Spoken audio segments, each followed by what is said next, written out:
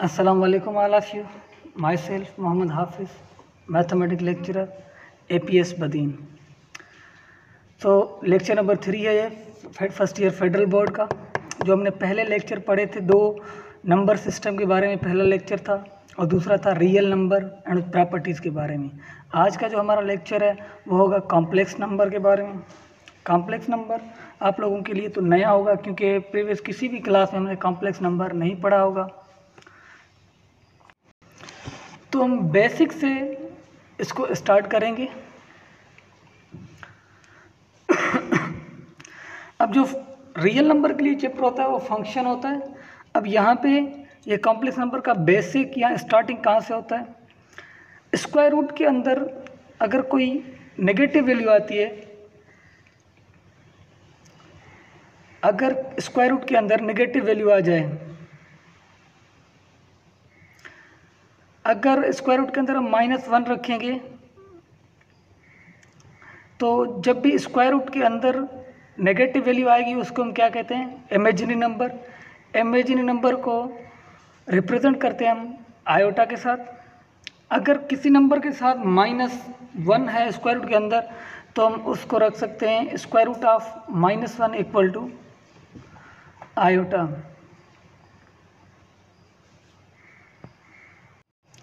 अगर यहाँ पे दूसरा क्वेश्चन है, यहाँ पे -9 स्क्वायर रूट के अंदर ये बराबर किसके होगा? 3, क्योंकि 9 का स्क्वायर रूट 3 है और -1 बराबर किसके है? आयोटा के। तो आंसर इसका होगा 3 आयोटा। और उसके बाद जैसे कि हम कहें कि -16 किसके बराबर होगा, तो 16 का स्क्वायर रूट होगा 4 और -1 इक्वल टू आयोटा, तो ये बराबर हो गया 4 आयोटा के।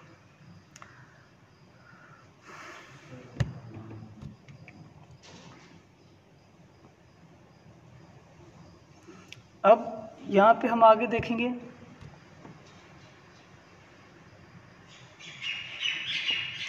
Definition of complex number.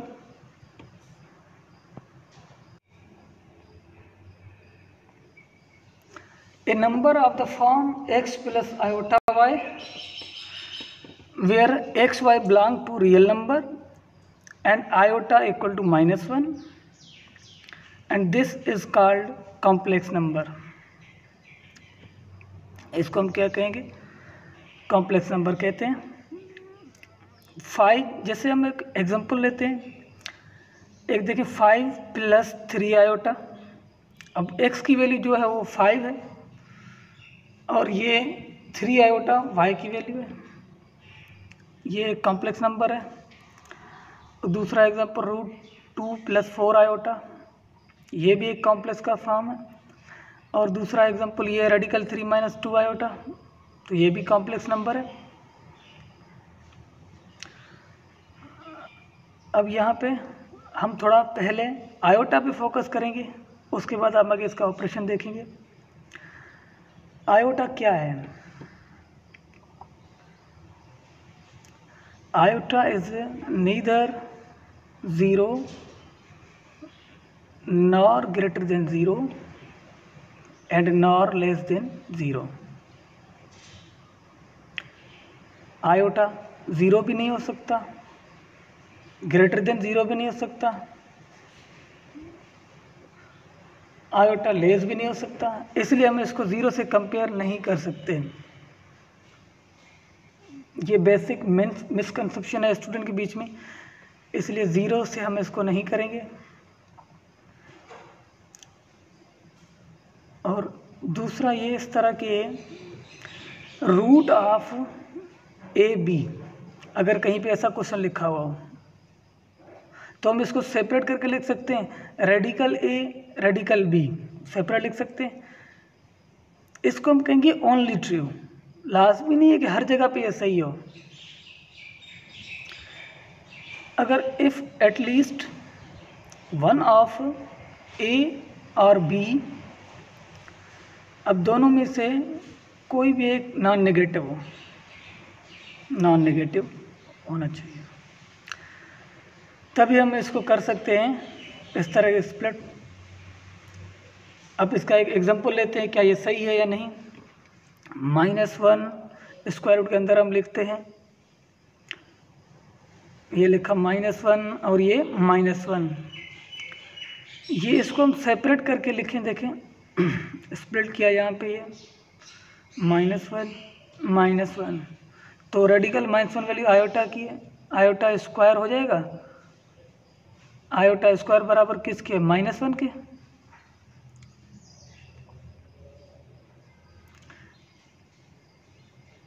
तो बराबर हो जाएगा 1 के। तो यहाँ पे अगर इनको आपस में मल्टीप्लाई करके देखेंगे ना, -1 और -1 +1, तो +1 का स्क्वायर रूट 1 ही आएगा। तो मतलब ये यहाँ पे इक्वल नहीं हुआ।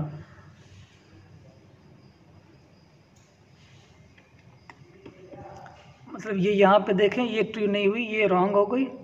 तो कभी कभी ये ट्रू हो सकती है, इसलिए हम इसको कहते हैं ओनली ट्रू।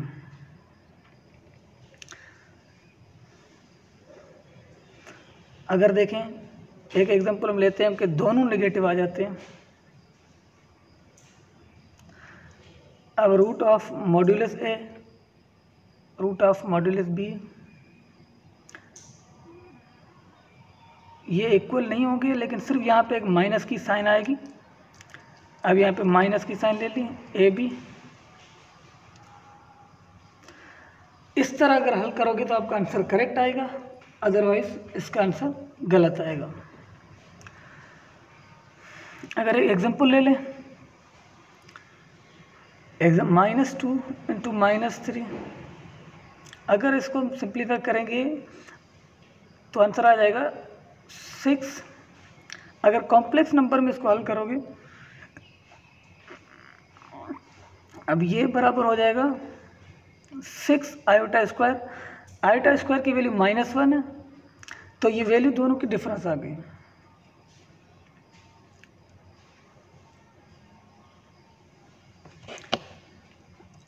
अगर सही तरीके से करना चाहो तो ए और बी की जो वैल्यू है वो मॉड में अगर होगी तो ये आंसर करेक्ट हो सकता है, अदरवाइज ये करेक्ट नहीं होगा।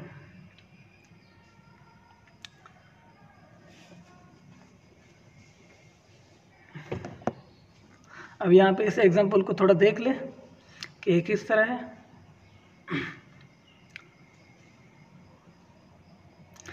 अब हम आएंगे इंटीग्रल पावर ऑफ आयोटा की बात करेंगे।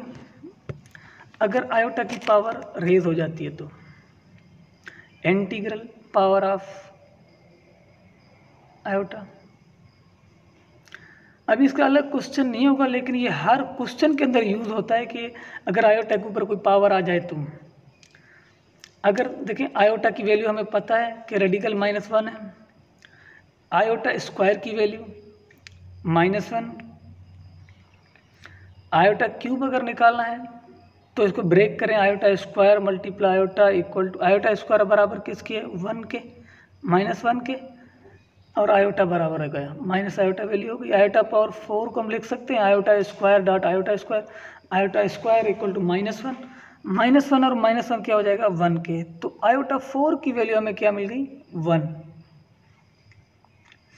अब आयोटा 5 की वैल्यू निकालें इस तरह, इसको ब्रेक किया, कोई भी पावर हो आयोटा का उसको 4 से डिवाइड कर दें, 4 से डिवाइड करेंगे जो रिमाइंडर बचेगा वो लगाएं, वो आपका आंसर होगा। जैसे कि 5 को डिवाइड किया 4 से तो आयोटा बचा, आयोटा आंसर। 6 को 4 से डिवाइड किया 2 बचा, आयोटा स्क्वायर बराबर -1।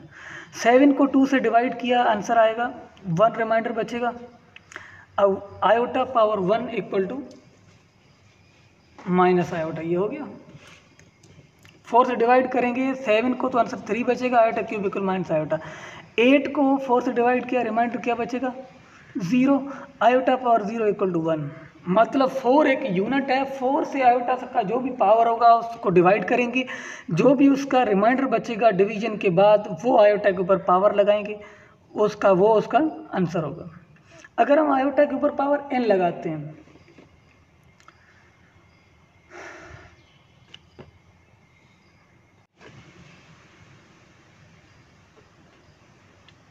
ये यहाँ पे जो रिमाइंडर जो मैंने बताया उसके थ्रू की हुई एग्जांपल है, सिंपल ट्रिक है ये।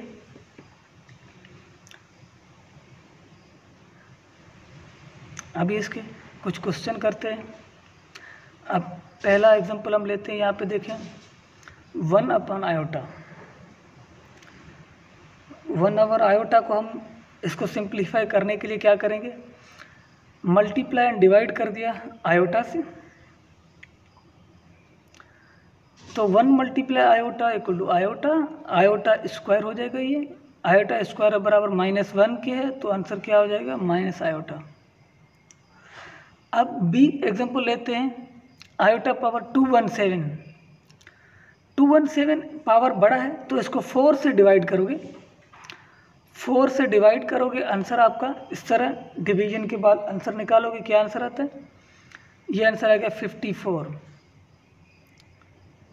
रिमाइंडर क्या बचा, 1 बचा, तो आयोटा पावर 1 = आयोटा, ये इसका सिंपल आंसर है। कोई भी बड़ा पावर हो उसको 4 से डिवाइड करें, जो रिमाइंडर बचेगा वो आयोटा के ऊपर पावर होगा। अब आयोटा की पावर आप देखिए सी एग्जाम्पल में ले लें, कितनी भी बड़ी ले लें। अब आयोटा की वैल्यू यहाँ पे ले लिया हमने 6159।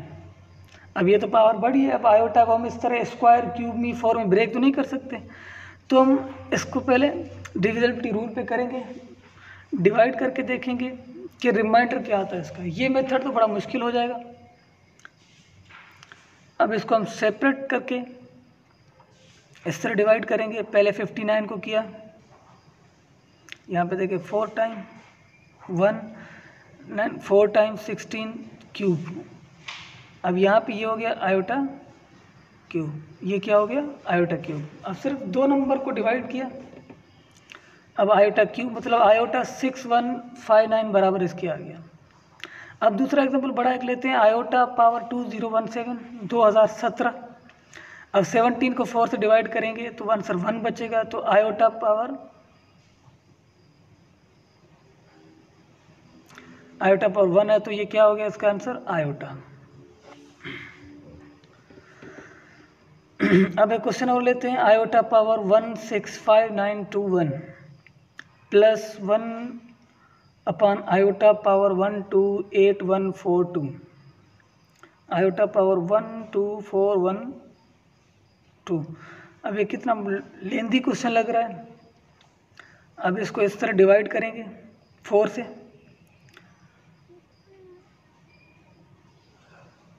अब यहाँ पे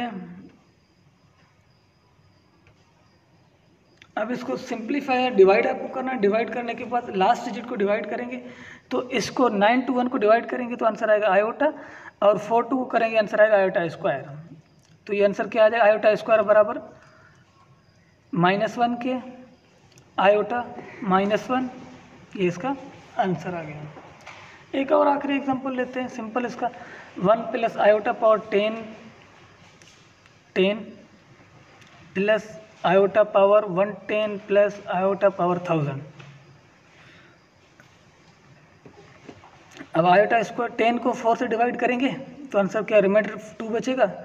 इसको 4 से डिवाइड किया तो पावर क्या बचेगा, 2।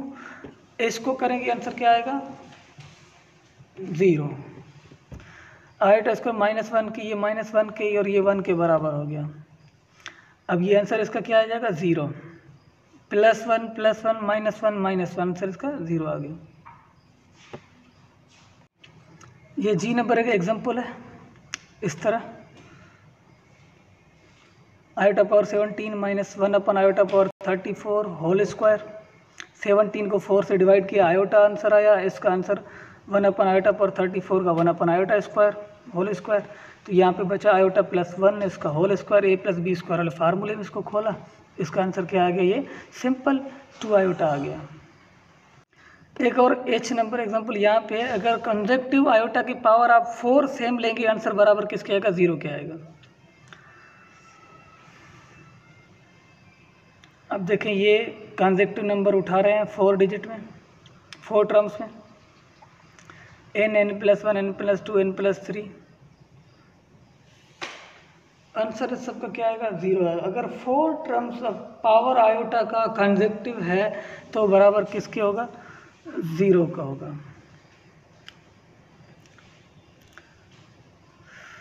Consecutive powers of iota add up to 0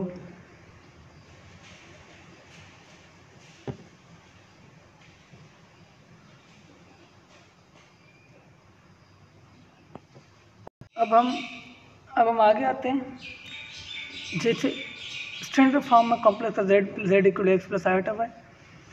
x को कहते हैं real part of complex number और y है उसको कहते हैं आयोटा, तो इमेजिनरी नंबर है जो सेकंड टर्म के साथ होता है। y is called imaginary part of complex number. अगर देखिए आपके पास कोई भी कॉम्प्लेक्स नंबर गिवन है तो इसका जो सेकंड टर्म होगा वो इमेजिनरी होगा। अगर y आयोटा उसके साथ गिवन है, अगर नहीं है तो हम उसको इमेजिन करते हैं। यहाँ पे ये देखें स्पेशल एक केस है, अगर y इक्वल टू 0 आ जाता है तो z बराबर होगा x के बराबर बचेगा। तो इस नंबर को हम कहेंगे प्योरली रियल नंबर, क्योंकि इसमें इमेजिनरी नंबर है ही नहीं। y बराबर 0 के तो ये प्योरली रियल नंबर। अगर x 0 हो गया तो z बचेगा आयोटा y, तो इसको कहेंगे प्योरली इमेजिनरी नंबर, क्योंकि इनमें दूसरे नंबर का कॉन्सेप्ट ही नहीं है, वो बराबर किसके 0 के। अब यहाँ पे प्योरली रियल नंबर और प्योरली इमेजिनरी नंबर हो गए। अब अगर हम जो कॉम्प्लेक्स नंबर है हम इसको अगर कॉम्प्लेक्स प्लेन में लिखें, जिसको कहते हैं आर्गेंट प्लेन भी कहते हैं। अब यहाँ पे हम एक्सिस बनाएंगे, ये हमारी एक्सिस हो गई। एक्स एक्सिस जो है इसको हम आर्गेंट प्लेन लिखेंगे और कॉम्प्लेक्स प्लेन भी लिखेंगे। अब ये हमारा हो गया रियल एक्सिस, एक्स एक्सिस जो है, और वाई ये हो गया हमारा इमेजिनरी एक्सिस। अब कॉम्प्लेक्स नंबर क्या है? अब इनमें से कॉम्प्लेक्स नंबर किसको कहते हैं? ये क्वाड्रेंट हमने सिलेक्ट किया। अब कॉम्प्लेक्स नंबर सिर्फ क्या है? एक पॉइंट है। Complex number is it point. Complex number सिर्फ एक पॉइंट है जो x plus iota y, x की वैल्यू क्या होगी? यहाँ पे देखिए एक पॉइंट है तो x कामा y फर्स्ट क्वाड्रेंट में ये वैल्यू लाई कर रही है। अब मैट्रिक क्लास में हमने पढ़ा होगा ये क्वाड्रेंट। अब कॉम्प्लेक्स किसको कहते हैं? Point in a Argand plane. ये इसकी ज्योमेट्रिकली रिप्रेजेंटेशन है ऑफ ए कॉम्प्लेक्स नंबर। ये है कॉम्प्लेक्स नंबर को हम आर्गन डायग्राम में हम किस तरह डिफाइन कर सकते, किस तरह प्लॉट कर सकते हैं। तो इस तरह इसका ग्राफ बनेगा। अब ये हमें पता है x रियल पार्ट है। अब इसको लिखने का तरीका, real part of z equal to x, हम इसको इस तरफ लिखें, इस तरह लिखेंगे। अगर हमसे कोई इमेजिनरी नंबर का पूछे तो हम लिखेंगे I m z equal to y। अगर कॉम्प्लेक्स का पूछे तो x कामा y। अब और कॉन्सेप्ट है conjugate of complex number. Conjugate क्या है इसका डिटेल यहाँ पे ज़रूरी नहीं है, क्योंकि हम आगे उसको पढ़ेंगे। सिर्फ यहाँ पे कि एग्जांपल में आ जाए तो इसको सॉल्व सिंपल कैसे करेंगे। x प्लस आयोटा वाई का कॉन्जुगेट क्या होगा? सिंपल इसका कॉन्जुगेट होगा माइनस आयोटा वाई। सिर्फ इमेजिनरी नंबर की साइन चेंज होगी और रियल नंबर को कहा जाता है कि ये सेल्फ कॉन्जुगेट है। जो भी इमेजिनरी नंबर के साथ साइन होगी उसको हम चेंज करेंगे, और रियल नंबर खुद का कॉन्जुगेट है तो उसकी साइन चेंज नहीं करेंगे। ये हो गया कॉन्जुगेट। अब आगे डीप में इसकी स्टडी करेंगे। तो अब यहाँ पे इसकी करते हैं एक एग्जांपल। अगर कॉम्प्लेक्स नंबर एक z गिवन है 1 plus iota upon radical two, find करना है z इक्वल टू 1929। तो इसको किस तरह सोल्व करेंगे? अब z की पावर हमें मिली हुई है यहाँ पे 1929। अब z बराबर 1 plus iota radical two upon, क्योंकि z की जगह जो वैल्यू है वो हम पुट रख लेंगे z की जगह पे, ऊपर पावर लगा दिया। 1942 को हमने 4 से डिवाइड करेंगे पहले, क्योंकि 4 एक यूनिट है, 1 आंसर आता है। तो इसका आंसर क्या आता है, 4 × 4 82 + 1, ये इसके फैक्टर हो गए। अब यहाँ पे 1 + आयोटा अपॉन रेडिकल 2, इसकी पावर ऊपर क्या है 4 × 482 डॉट 1 + रेडिकल 2 पावर रूट 1, क्योंकि इसको सेपरेट कर दिया। अगर बेस से में पावर ऐड करेंगे तो सेम आंसर आएगा। अब यहाँ पे 4 को सिंपली अंदर लेके 1 + आयोटा रेडिकल 2 4 होल ब्रैकेट 482, तो ये पूरा बराबर, बाकी पूरा सेम लिखेंगे जो भी है। अब यहाँ पे 1 + 4 आयोटा रेडिकल 2 पावर 4, ये बराबर किसके हो जाएगा, या 4 को पावर ब्रेक करेंगे तो 1 + आयोटा स्क्वायर, फार्मूले में इसको खोल दिया। अब होल स्क्वायर पावर 482, ये सेम आएगा 1 + आयोटा रेडिकल 2। अब ये आयोटा स्क्वायर की वैल्यू हमें पता है, वो रखेंगे, -1 और +1 कैंसिल हो जाएगा, बचेगा 2 आयोटा अपॉन 2 होल स्क्वायर। 2 में कैंसिल कर सकते हैं। ये पहले आगे पूरा इसको सिंप्लीफाई लिखेंगे। अब यहाँ पे आयोटा स्क्वायर बराबर -1 के ऊपर पावर 482 + 1 + आयोटा रेडिकल 2। अब -1 के ऊपर पावर जो है हमारा एवन है, एवन नंबर, तो आंसर क्या आएगा इसका 1 आएगा। 1 + आयोटा रेडिकल 2, मतलब हमारा फाइनल आंसर क्या आया 1 + आयोटा रेडिकल 2। पावर हमारी इतनी बड़ी थी, हमने सिंप्लीफाई करके इस तरह किया। आई होप आपको यह समझ में आया होगा। आगे चलते हैं नेक्स्ट टॉपिक पे, जो है equality of 2 complex number. Equality of 2 complex number, 2 complex number को किस तरह ऐड करते हैं।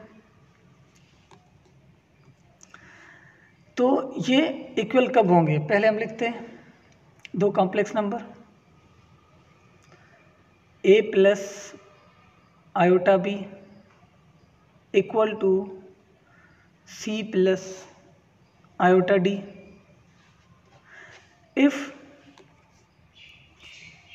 a = c, अगर रियल पार्ट रियल के बराबर होगा और इमेजिनरी पार्ट इमेजिनरी के इक्वल होगा, तो ये दोनों कॉम्प्लेक्स नंबर इक्वल हो सकते हैं।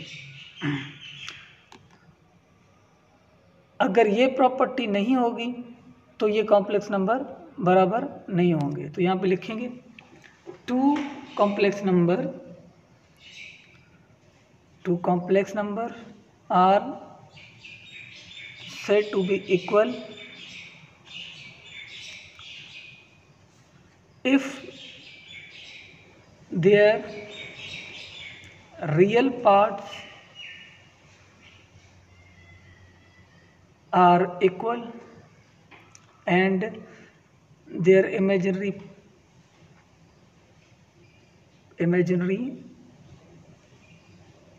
part are equal. Real part real के बराबर, इमेजिनरी पार्ट इमेजिनरी के बराबर। इस तरीके से हम इसको कह सकते हैं कि 2 कॉम्प्लेक्स नंबर इक्वल है। अब क्वेश्चन इसका कैसे हो सकता है, आइए एक एग्जांपल देखते हैं इसका। फाइंड x + y, यहाँ पे देखें आयोटा नहीं है। अब गिवन हमें क्या है 2 + x आयोटा = 1 - y + 3 आयोटा। अब 2 कॉम्प्लेक्स नंबर हमें इक्वल गिवन है। अब 2 = 1 - y की इक्वल आएगी, क्योंकि रियल नंबर रियल के बराबर रखा जाएगा और कॉम्प्लेक्स कॉम्प्लेक्स के, और x = 3 के बराबर रखा जाएगा। तो यहाँ पे y की वैल्यू -1 आ गई और x की वैल्यू 3 आ गई।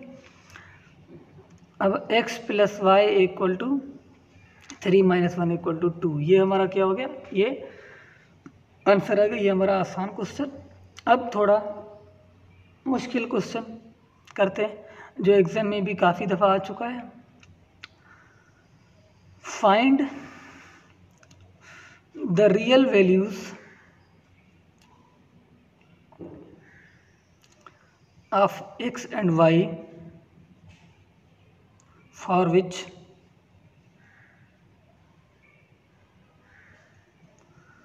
the equation is satisfied। अब इक्वेशन गिवन क्या है, x⁴ plus 2x iota minus 3x² plus y iota equal to 3 - 5 iota plus 1 - 2 iota 2y iota. ये हमारा क्वेश्चन है। अब इसका सॉल्यूशन लिखा। अब यहाँ पे हम सबसे पहले क्या करेंगे, पहले हम रियल पार्ट निकालेंगे और इमेजिनरी पार्ट निकालेंगे दोनों तरफ।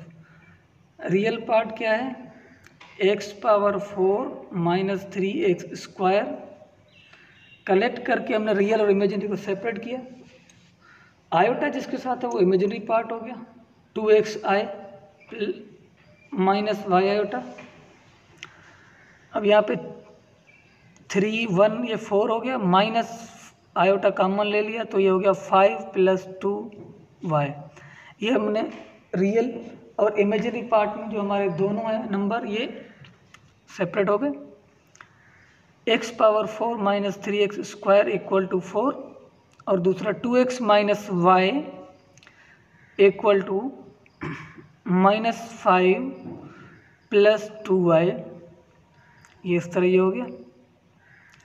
अब रियल के इक्वल इमेजिनरी के इक्वल रख लिया। अब यहाँ पे सॉल्व किस तरह करेंगे ताकि हमें आंसर मिले। अब x² को सपोज करते हैं हम x = t रिप्लेस करते हैं, t²। x को t² सपोज किया तो x⁴ t² में कन्वर्ट हो गया। इस तरह इक्वेशन हमारी बनती जाएगी t² - 4t + 1 - 4, क्योंकि 3t का हमने मिडिल टर्म ब्रेक किया है तो 4t + 3t। अब t कॉमन ले लिया, t - 4 प्लस 1 कॉमन ले लिया तो यहाँ पे t - 4 = 0। एक है हमारा t + 1 और दूसरा t - 4 = 0। तो t की वैल्यू हमें यहाँ पे एक मिलेगी -1 और दूसरी मिलेगी t = +4। दो हमें वैल्यू मिलेगी t की। अब t की रिप्लेस करेंगे वापस हम t को हम किस में, x² में।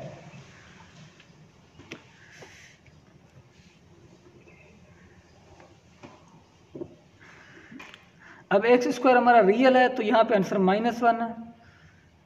तो x² को हम कौन सा उठाएंगे, वैल्यू वो उठाएंगे जो पॉजिटिव होगी, जैसे कि 4 है तो x की वैल्यू क्या आ गई हमारे पास, 4 आ गई x² की।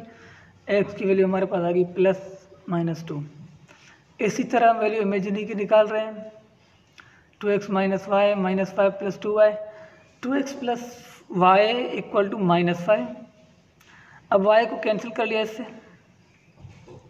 2y को y से, प्लस का y बचेगा। अब x की वैल्यू हमने 2 निकाली है, पहले प्लस का 2 हम पुट कर रहे हैं तो y की वैल्यू -2। जब x की वैल्यू आपने -2 डाली तो यहाँ पे वैल्यू y की क्या आएगी, -1। x और y की दो वैल्यू ये आ गई। क्वेश्चन थोड़ा लंबा क्वेश्चन था, बड़ा क्वेश्चन था। हमने पहले इसको सेपरेट किया रियल और इमेजिनरी पार्ट्स को, फिर एक दूसरे के इक्वल रख के इनका आंसर निकाला।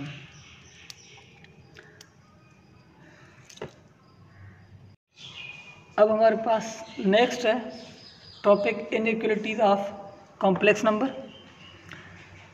इक्वलिटी ऑफ कॉम्प्लेक्स नंबर ने पढ़ा, अब यहाँ पे इनइक्वलिटी ऑफ कॉम्प्लेक्स नंबर। अब यहाँ पे इसकी लिखते हैं थोड़ी definition. We can not compare two complex number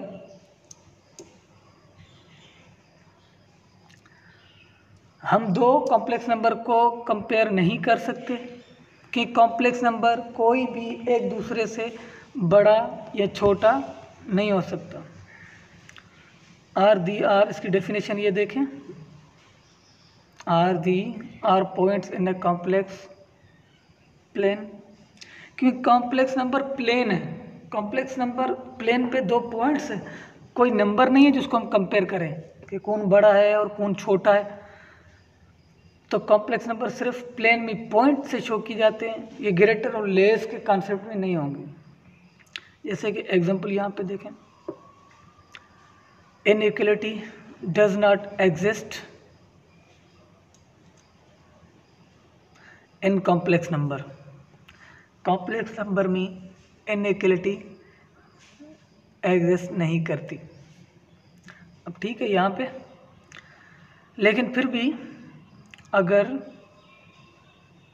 forcefully comparison हो रही हो तो डेफिनेटली कह रहा होगा कि उस केस में इमेजिनरी पार्ट ज़ीरो रहा होगा, बेसिकली वो रियल नंबर का ही कंपेरिजन होगा।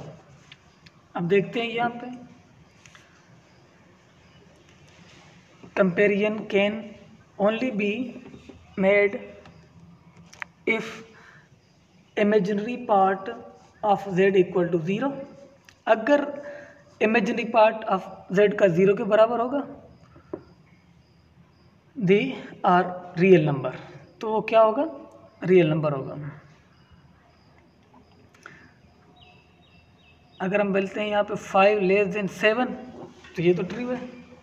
अगर आप इस तरह बोलते हैं 2 + 3 आयोटा ग्रेटर देन 1 + 2 आयोटा, तो ये कंपेरिजन रॉन्ग स्टेटमेंट में आएगी, क्योंकि इमेजिनरी पॉइंट है, प्लेन में बता चुका हूँ कि ये नंबर नहीं है, इसलिए इसकी कंपेरिजन नहीं हो सकती।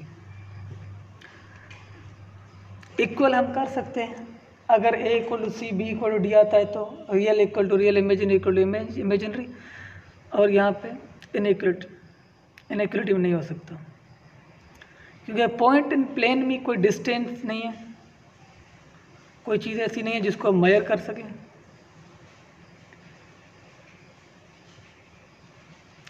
अब यहाँ पे इक्वलिटी और इनइक्वलिटी कॉम्प्लेक्स नंबर हो गई। अब नेक्स्ट वीडियो हम आगे पढ़ेंगे इंशाल्लाह।